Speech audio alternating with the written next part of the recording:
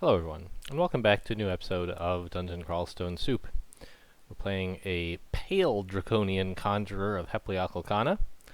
We just finished up a sewer, and before I start on the crawl stuff, I want to mention I tried fiddling with the volume settings. People complained last time I was uploading videos that on this new computer the volume was very low. And I agree with that, and I cannot figure out why. It seems like the mic is right. Like I'm practically eating it. But okay. Well, so I turned up the volume, and it certainly sounds louder. If you guys notice that it's like, clipping or whatever horrible things mics do, or if there's too much, background hiss or something, let me know. I guess it sounds okay to me, so I hope it works out for you guys as well. So let's see. What were we in the middle of here? We just finished this sewer. We had recently picked up this excellent pole arm, and we're training the heck out of it.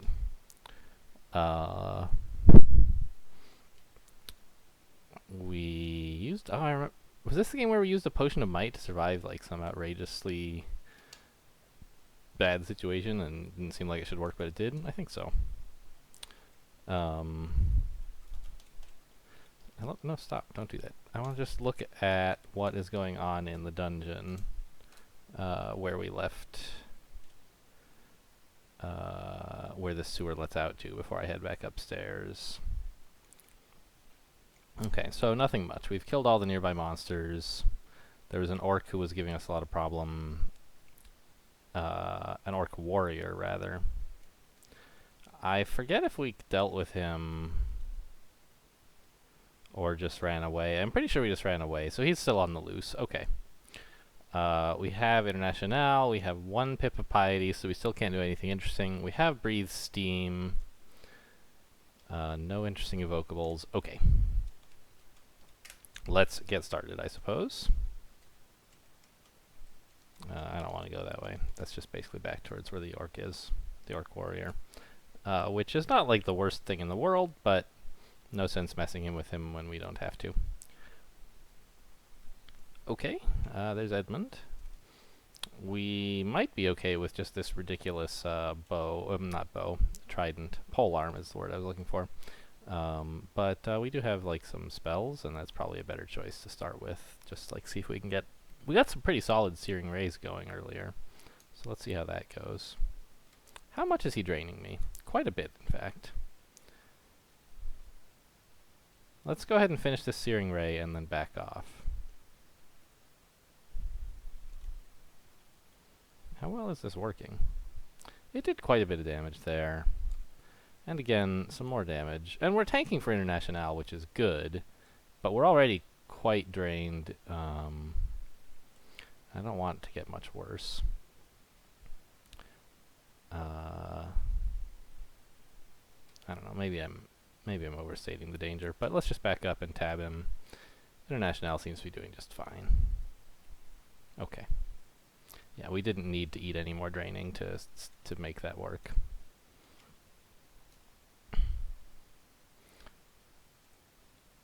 Yeah, and let's just back off so that we can try to get like a 2-on-1 against this guy. Come back, Phantom. Oh, I see. International is going to keep charging down the corridor at it. Well, we'll try blinding it. Can you blind phantoms? I don't even know. Doesn't say they're immune, so I guess. I don't know. Tab's pretty good. As soon as we get an elect proc, it should be pretty good.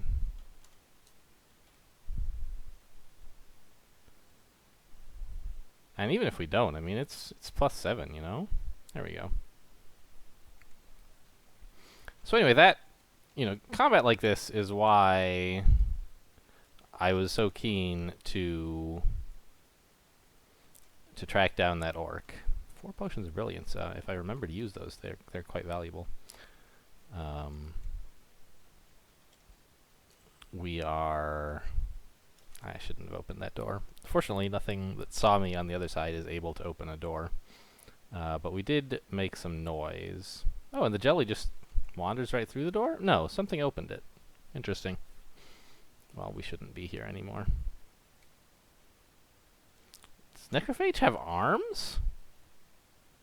Can necrophages open doors? I guess so. Let me ask the bot, though, just to double check here that there wasn't something weird going on. Necrophage. Yeah, they can open doors. I just sort of imagine them being a bit more loosely put together than that. You know? They're like these gross old rot creatures.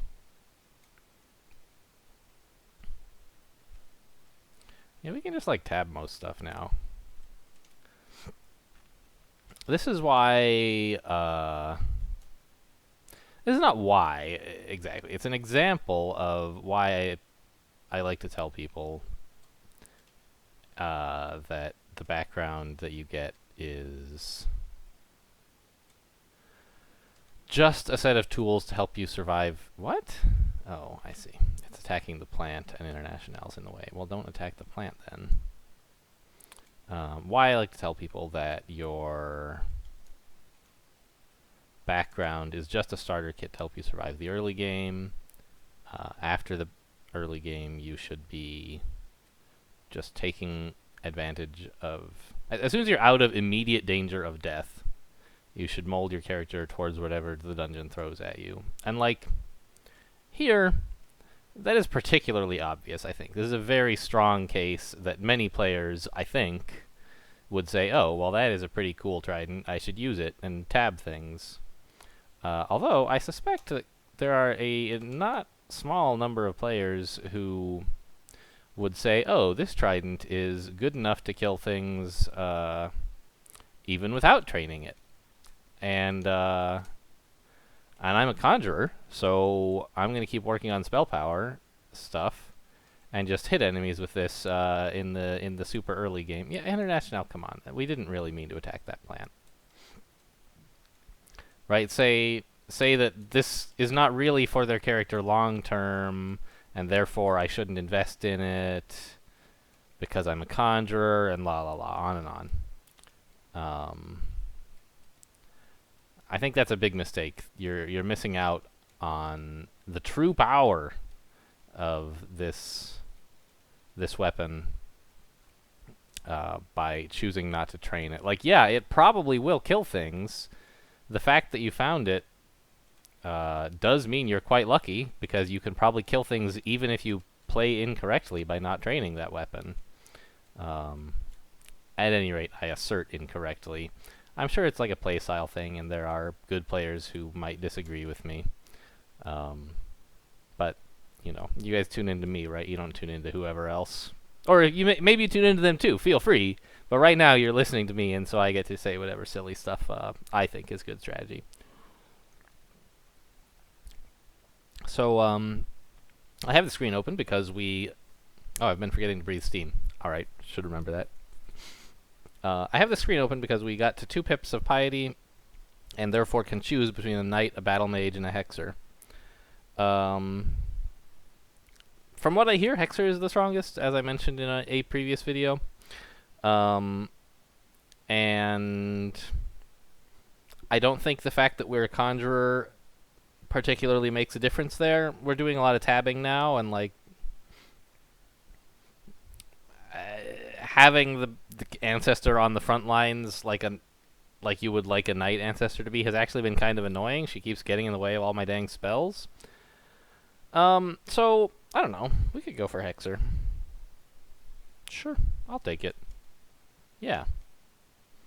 It is so.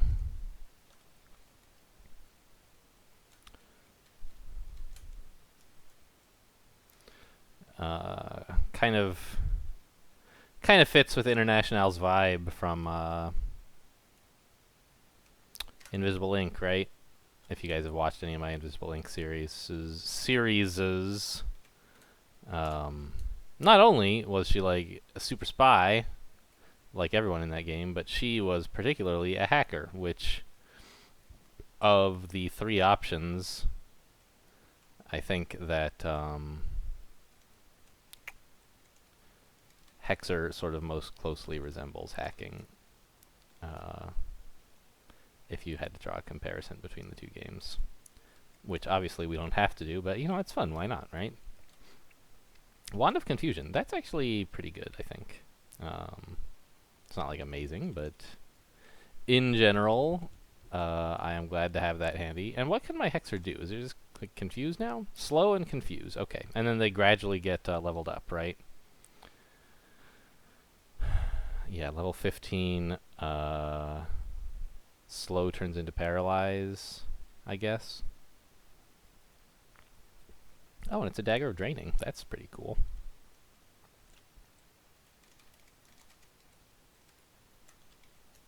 I guess we can just tap. It's a leopard gecko. We don't have to use MP on it. There's still this orc warrior sort of on the loose, and I don't know where he is. And I don't think it's a huge deal, but I also don't see any particular reason to track him down. So let's just head downstairs. Ooh, minor magic. This has blink in it. I'm a big fan of blink. And also, like...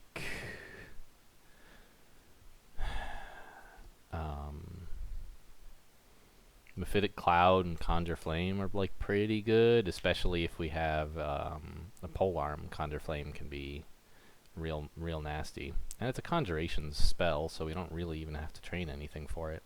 I think that this is a good thing to do something with right away. Probably the answer is to take Conjure Flame. We could go for Mephitic Cloud. Sort of synergizes in a way with our existing high noise spell because it's another one, and like having 2 is not really any worse than having 1, in the way that having 1 is worse than having 0. But I think that a higher priority is Conjure Flame because it can just create extremely safe what is the word? Confrontations, combats, extremely safe. Engagements, maybe, is a word I'm thinking of. Anyway, fine. Mephitic Cloud has some additional synergy. Let's put on F, I guess. Some additional synergy with the Ancestor in that the Ancestor is non-living and therefore immune to poison.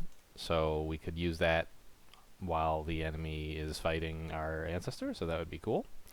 These are like pretty good. Wow, Lightning Rod's only $400 now, huh? Like, I know it's been changed from how it was before, back when rods existed. But 400 seems like a small price to pay. Sorry, I think I bumped the mic there. Wand of Scattershot is also like good. Wand of Polymorph is okay. I don't think I would spend $170 on it though. We'll find enough Wands of Polymorph. This just seems like real cheap stuff. Alright. Something to keep in mind for the future, I guess, is whatever is available for purchase here. A lot of shops on this floor. That's cool.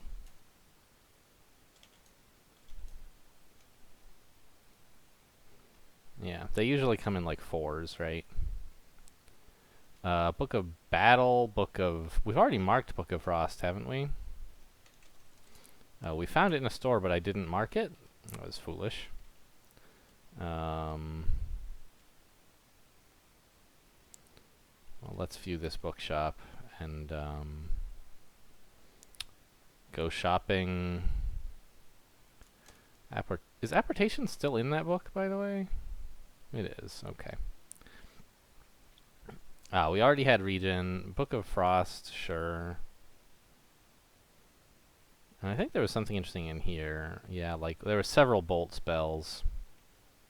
Alright, well, whatever. Book of Clouds has some... I've forgot how to buttons. Here we go. Freezing Cloud. Oh, that's right. Poison Cloud is gone, right? It's now like a level 2 poison air spell called Poisonous Vapors. But Freezing Cloud is a strong conjuration as well.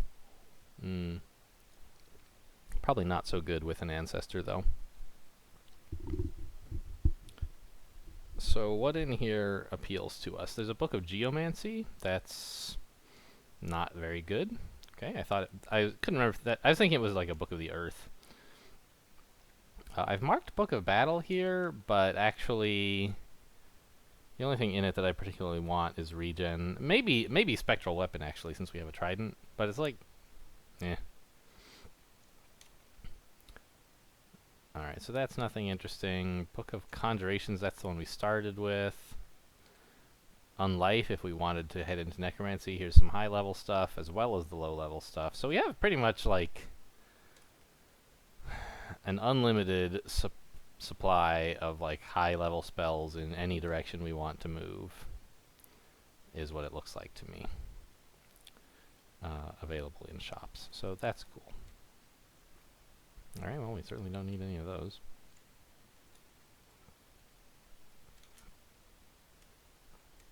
So, I don't know, that just means we are, we're free to do whatever we like in terms of picking up new higher level spells. Alright, this stuff is all more expensive than... Okay, there's a Sac Spider's pretty good. Fanagale's pretty okay, sure. Alright, I'll put them on the list at least, so I remember they exist. Not keen to get them immediately. I mean, we could take him, but there's no reason to go kicking a hornet's nest, right? That is say, like, I think we'd be fine, but there's no reason to test that notion. I think let's go ahead and take more int. That's sort of a dubious decision since we're not really using our spells that much right now. But I hope that later in the game we will be back to that, and like we're not using our dex very much either, right? Our dodging is like 4.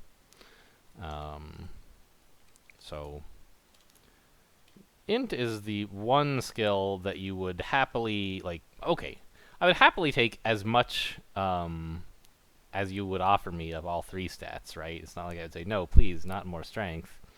But generally you have to trade off between, like, some skill and, you know, one stat and another. And you rarely have a character where you're like, I would like to pump dex forever, or I would like to pump strength forever. Whereas...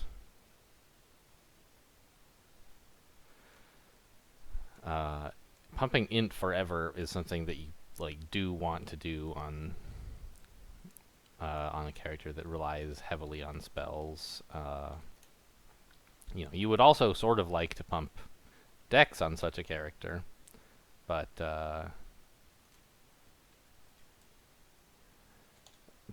you know, if you dream of casting level 8 or level 9 spells, you want all the int you can get. You know, I don't know. Let's bother some orcs, I guess. But we'll pull them quite a ways back so that as few of them as possible are attacking us at once. So anyway, all that to say, like, I don't mind investing in int now because I'm never gonna say, geez, I wish I hadn't put so much into int. Which is something that I would sometimes end up saying about, like, say, dex, because there's kind of a point beyond which more dex doesn't do you very much good. There's sort of like, I don't know, they've been trying to eliminate weird, spoilery breakpoints like that, and I don't think they've gotten to the one for dex, which is like, there's a step-down formula that starts kicking in once your dex is at like 24. It's less, each point of dex is less good than it was before. I don't know. So anyway, there are times when I have said, shoot, I now have like 30 dex, and if I had put some of those earlier points into strength or int or something, I wouldn't be wasting them on dex right now. Whereas I don't think I've ever really said that for int. Like, if it was a character that I put a bunch of int into, like, I generally say, yes, I am still glad to have done that. Alright, what's this amulet about? Oh, capital I, not lowercase l. Guardian Spirit, huh? I think that might actually be pretty bad. Yeah, let's just not wear that. Oh, and let's rest upstairs, not down. Thank you.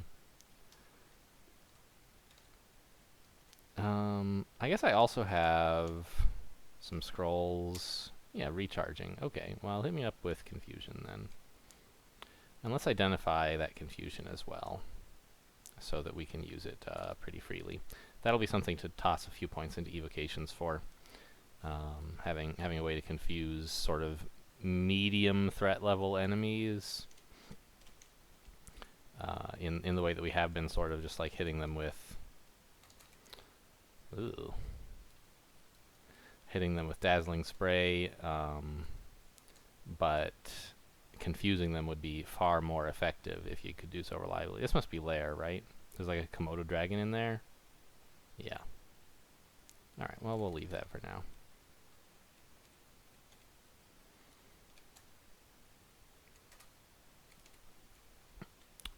But alright, we found the lair. That's great. So we should be able... I assume that'll be like when we...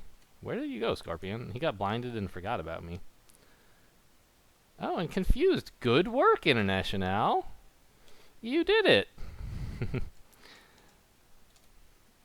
Yeah, go get those gloves, please. Anyway, being able to confuse enemies who are a little bit threatening will be nice. International can do that for us, but she might not choose to. You know, it'll be nice to have. I would like to know about both of these scroll types immediately, please. Yes. Okay. I guess I already knew about teleportation, but also I would like to have as many of them as possible, so that's fine. I thought I was identifying it by buying it, just didn't read very carefully. Nice, we got a new scroll of blinking as well. But like, especially now that they've removed short sword of training. Now that they have removed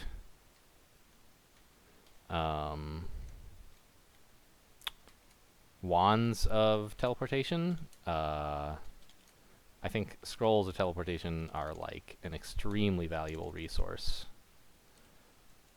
Not to say that you should hoard them, but that like when you see an opportunity to get one, I would just about always go for it. Let's run away.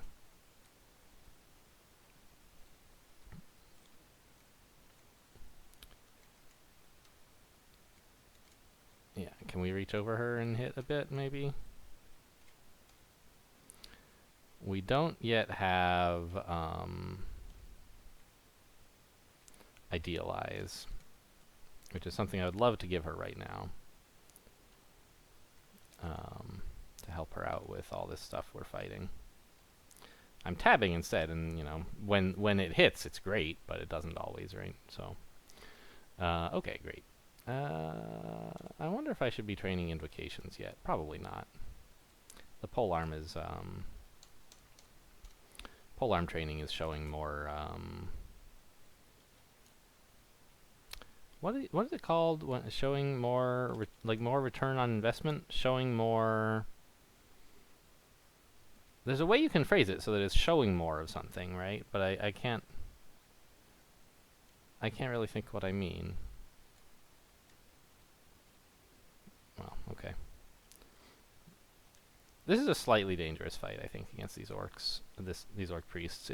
If they chose to, like, they could smite us a lot of times, and meanwhile, like, our reaching attack could fail to reach over International many times in a row.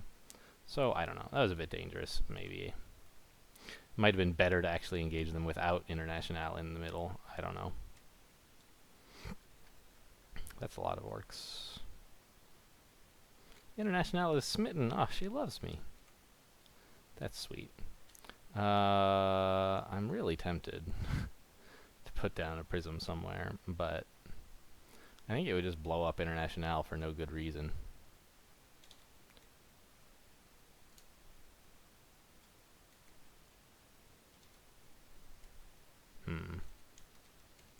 I want to get at the orc priest.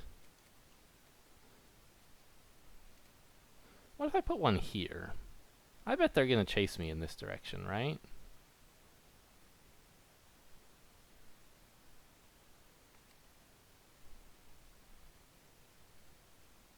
I don't know. It's gonna make a lot of noise. Let's just dazzling spray, and then that blinded the orc warrior, so we can have a go at him. Wow, we are way low on health. This was... I knew it was a sort of a bad position, but it got away from me a bit more quickly than I expected.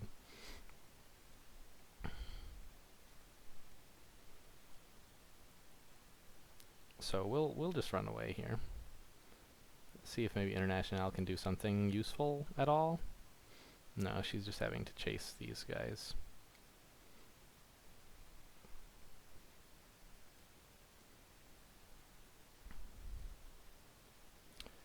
Yeah.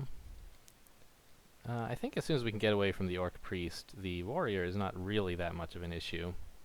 And the priest is at like the edge of line of sight, so he won't be able to smite effectively. Right? 1, 2, 3... Yeah.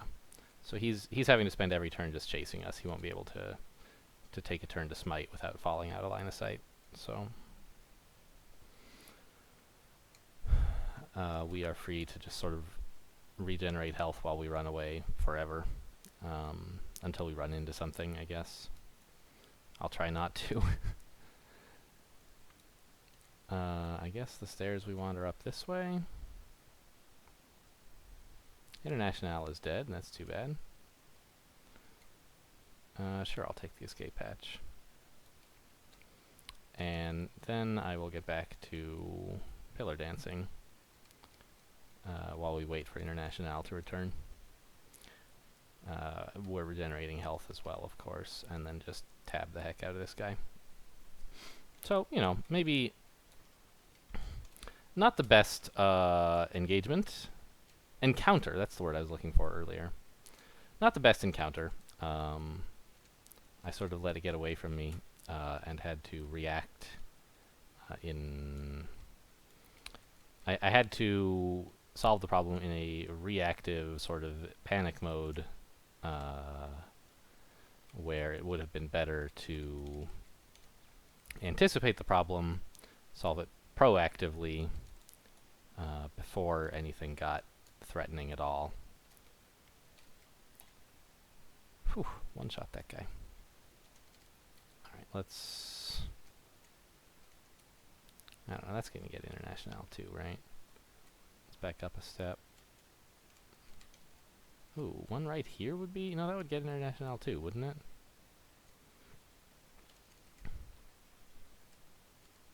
Alright, right there. That should be fun. Might actually wake up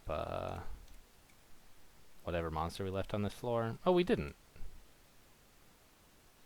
It was just, I'm thinking of Joseph, but he's like upstairs or something? Yeah. My prism is still there, but the monsters are all dead, so that feels a bit dumb.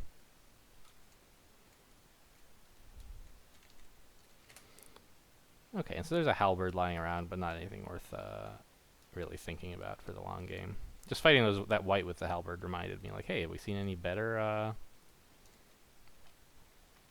pole arms that we might prepare to someday transition to? And the answer is no.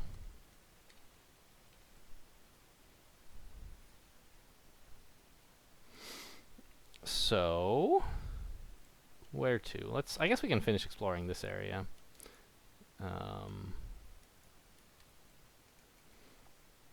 And it's sort of, I guess, I should think more about whether we're going straight to lair or going a bit deeper in dungeon first. I don't have any strong opinions about it.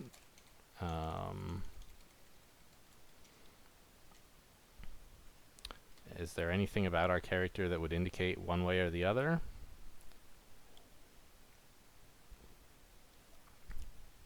We don't have poison resistance, which is not a huge deal in lair, but it's something to think about. You know, there are some high-tier threats who are poison-oriented. You know what? Let's turn off dodging for now and get evocations. We have a couple of evocations-based tools that I would like to use more effectively, or would like to have better available anyway. Right. No, right now it's just the Wand of Confusion, but I was thinking about the lair, and I think we'll not go there just yet. And the snakes there, I was thinking of because of we were talking about poison. Snakes have particularly low MR, and therefore hexing wands are particularly good as tools to have available when you head to the lair. And so I was like, you know, we have this Wand of Confusion, probably ought to train it a little bit. I mean, you know, sure, International is supposed to be the one doing that for us. But, like, okay, here's a water moccasin, for example. How likely are we to confuse it? It's like 50%. Not bad, but, you know, better would be nice. And there are lots of good evocables available for purchase in this game, so we won't regret this investment by any means. And we have a decent aptitude for it as well. Book of Maledictions, no thank you. It has Confuse, which is a good spell, but I mean, we already have a lot of sources of Confuse, and nothing else in there is very interesting. Should not have charged towards that centaur. I didn't notice him on the horizon.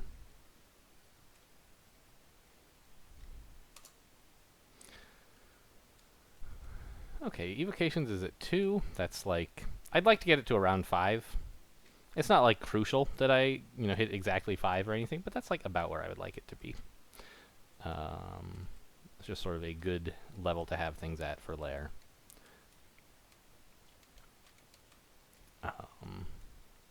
And then probably we will want to pick up one of the, like a lightning rod or something. That's 400 gold, right? There's one for 440. We're not going to buy that. Lighting rod? Lightning. Yeah, there's one for 400. For some reason, we have the wrong one on our shopping list. I should fix that, actually. Delete H. And this one. No, wait. View? How do I view the shop that it is in? And, like, I don't know, you just can't? Travel, DV? No. Gadget, Emporium, view, now go shopping? Like, what a dumb... Ugh. Alright, whatever.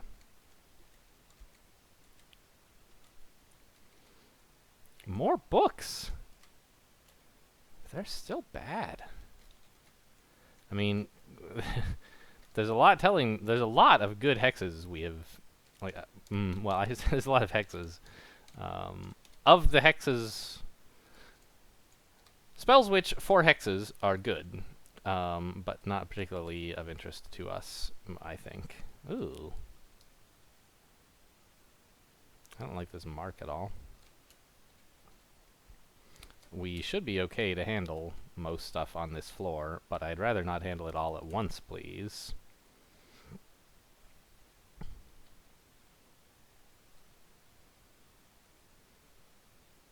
The Sky Beast is confused. Good work, International.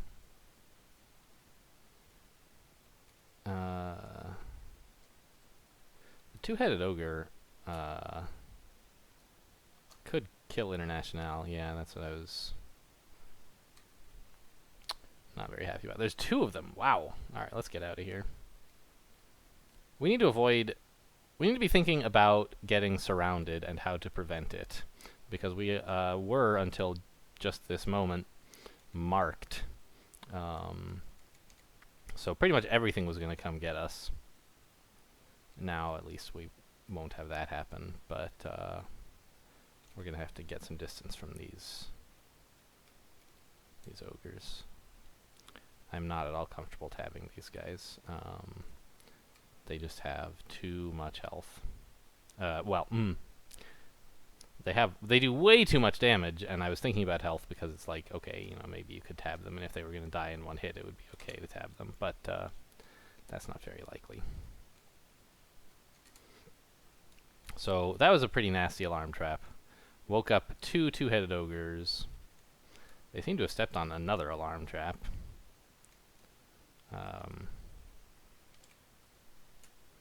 So we want to... God, International is going to get hit by that too, isn't she? That's fine, I guess. She's not. Very good.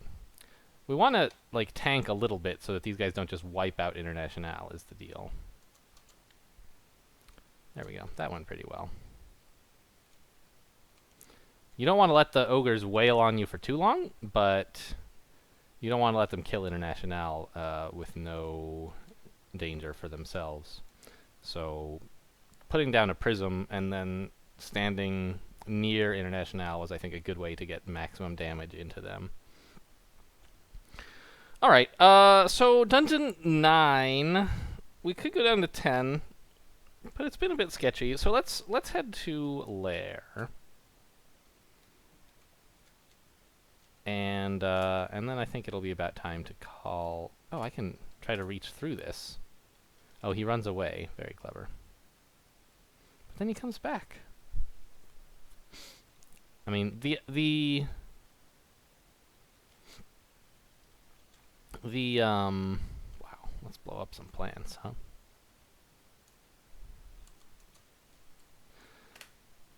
The optimal thing to do would have been, as soon as the guy ran away, stop attacking the plant, wait for him to come back, attack the Komodo dragon. But we're not really in so much danger that we have to be optimal in unfun ways like that. Alright, is International now going to go crazy on all of these plants? No. Okay. Well, so here we are, ready to go into Lair, and I think this has been a fine length for a video. And therefore, this will be the end of the video. Thanks for watching, and I'll see you next time.